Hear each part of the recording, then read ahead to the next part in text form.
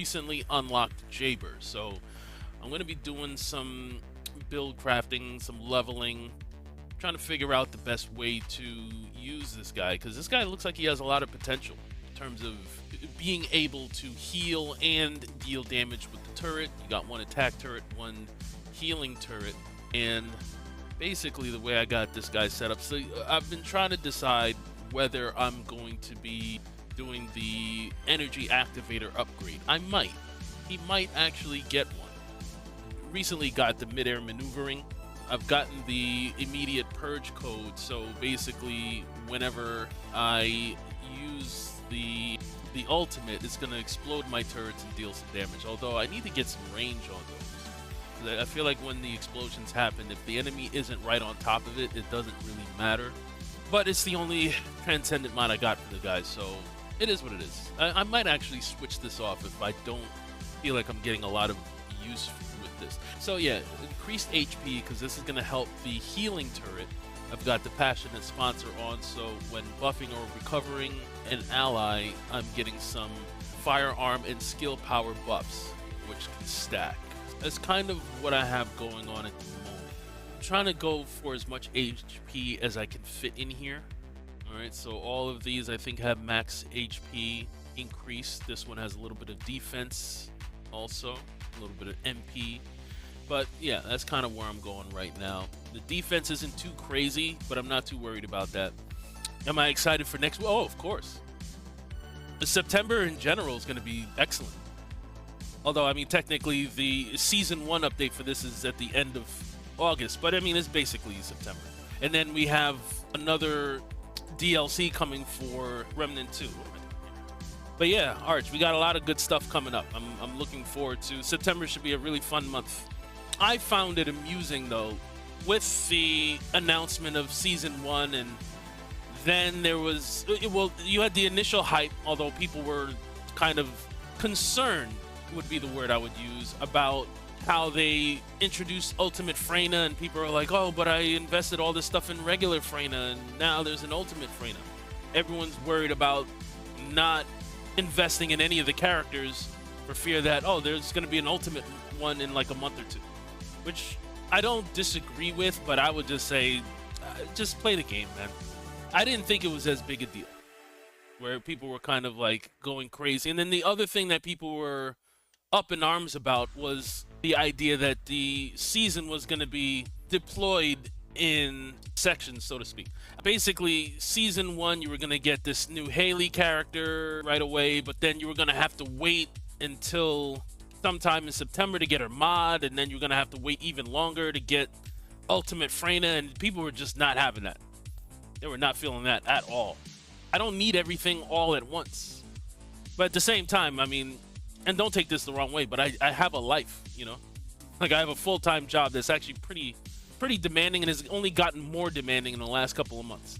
I'm coming from this perspective. I don't have 100 hours in 2 weeks to put into this anyway. So I'm sure by the time I get Haley and get her maxed out and some other things going on, it's probably going to be the end of September anyway. Plus, you know, as I mentioned, I intend to be playing the Remnant 2 DLC. So I'm going to be busy enough where I'm not too worried about, oh my god, I got to wait till October for Freyna. I might not get to Ultimate Freyna until then anyway. You know, people had to cry and moan. But what was interesting is the developers, they actually listened and said, okay, fine. We'll instead of 3 different deployments, we'll make it 2. And you'll have everything basically by October. People seem to be happy. I think the whole thing was just blown out of proportion anyway. Are any of you guys still playing Helldivers? Like, I know we were playing Helldivers for a little bit. I didn't stick with it though. Like, after I pretty much unlocked everything, got to maybe about, what was it, level 35 maybe I was kind of like not seeing the point of continuing. I'm like, okay, I've had enough of these Bile Titans, screw all this. But it seems like it's like chaos over there right now. They had a patch where they nerfed a whole bunch of stuff. I don't know, because I haven't really been playing it, but I do often still get a lot of videos suggested and just overall chatter into the state of Helldivers. It doesn't seem great, which is sad to see, because that was a game I did enjoy playing when I was playing it. The only thing I wish about Jayber is I wish he was just a little bit more versatile in terms of just having maybe a burst damage option, something he could do, like a bomb he can toss out. Or that's one of the reasons why I liked Enzo, because Enzo, you got all that support stuff he can do, but he can toss a bomb out. He can defend himself if he needs to.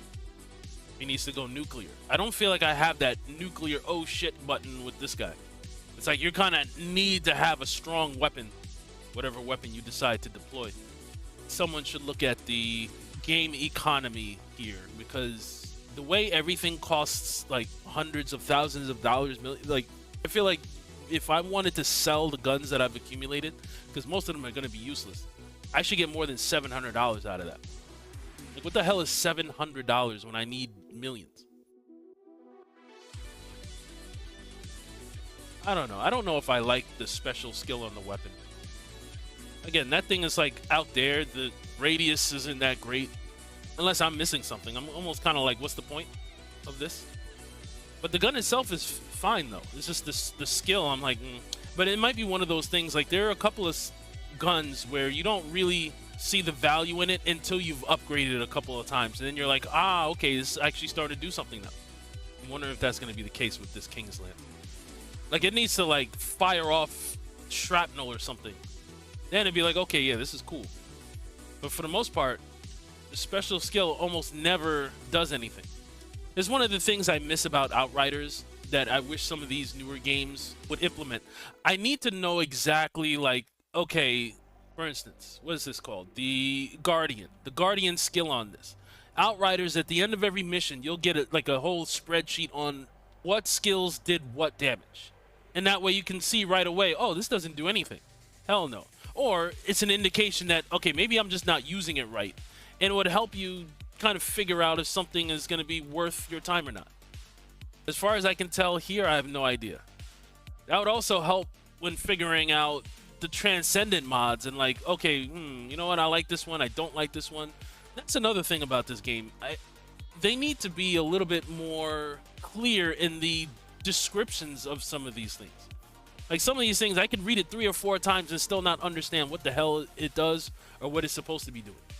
And it's not until I've actually run around with it for a little bit that I'm like, oh, okay, I think I get it. But it's almost never from reading it.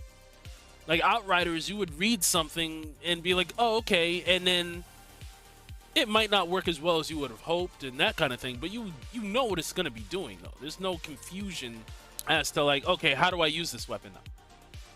One thing I would say going forward would be my constructive criticism.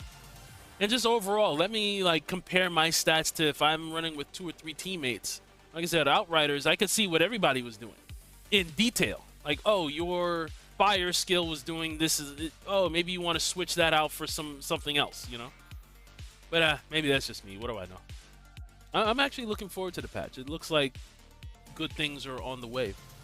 I know in the past, other Season 1 updates haven't been as great. I'll never forget Diablo 4. Going into Season 1 of that, I feel like they just destroyed the game. And they recovered, but later. I think Season 3, and I think I'm hearing good things about Season 4. I forget which one it was. I came back around Season 2 and played for a little bit. And I thought Season 2 was okay. But Season 1, what they did going into Season 1, I'm like, yo, you massacred all my builds. What are you doing? Those were not good times. I say that to say I don't foresee that here. This Season 1 update's going to be a good one.